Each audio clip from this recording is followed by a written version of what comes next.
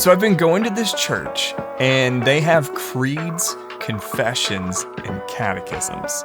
But I grew up at a church where it was just the Bible, you sing some songs, you hear the pastor talk about a message and reference the Bible.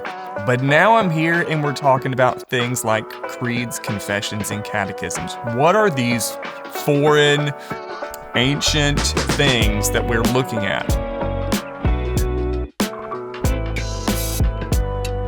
Well, each one has its own place within Christian worship that goes back centuries, in fact. So let's go through each one and talk about them. A creed. These are various statements about what Christianity actually believes. Things like the Apostles' Creed or the Nicene Creed.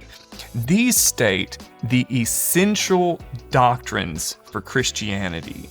Things like one God who created all things, Jesus Christ, who was eternally begotten from the Father before all ages, or the Holy Spirit, who's the giver of life, who the prophets and the apostles speak through in their writings.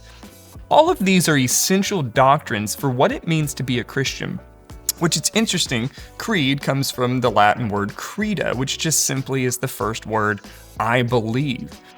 And so in the creeds, all we're actually saying is, as a Christian generically, or in the words of C.S. Lewis, what do Christians believe merely, or a mere Christian? These are the essential doctrines that are given. Confessions. Confessions highlight some doctrinal distinctives. At our church, we hold to the Westminster Confession of Faith. This comes from a council that was called in 1640s-ish.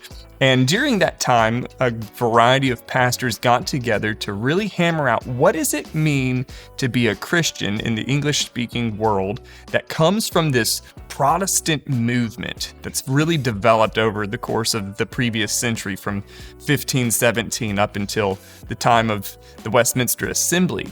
And so they're hammering out what does it mean to be a Protestant Christian in the English-speaking world. And thus comes this document, the Westminster Confession of Faith. And in that, if you want to know what we believe at Zion Presbyterian Church, you could ask us and we'd be happy to tell you. Or if you want really clear details, you can simply pick up the Westminster Confession of Faith and read it. It's not very long. You can sit down and burn through it in an afternoon.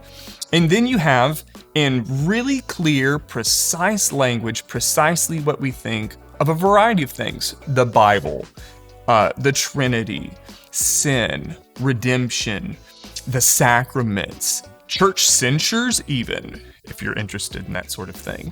You can find all of that in the Westminster Confession of Faith. And then finally, catechisms.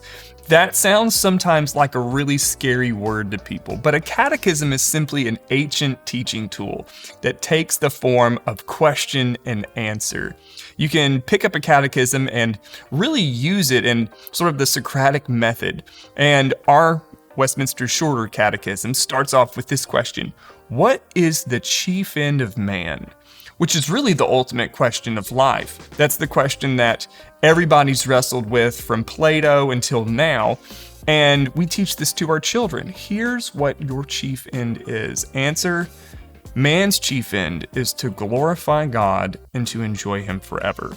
And so it takes you right through those both essentials and distinctives from the creeds and the confessions in this question and answer format that's memorable, intended to be memorized, to learn, and to know things, which is vital for the Christian life. To know well in your pocket at all times, this is what I believe as a Christian. And that's why we have things like creeds, confessions, and catechisms. If you enjoyed this video, please like and subscribe so we can produce more videos similar to this. And if you want to go even deeper, you can find more information both from sermons, various Sunday school classes, but also our podcast for the church. Thanks for watching.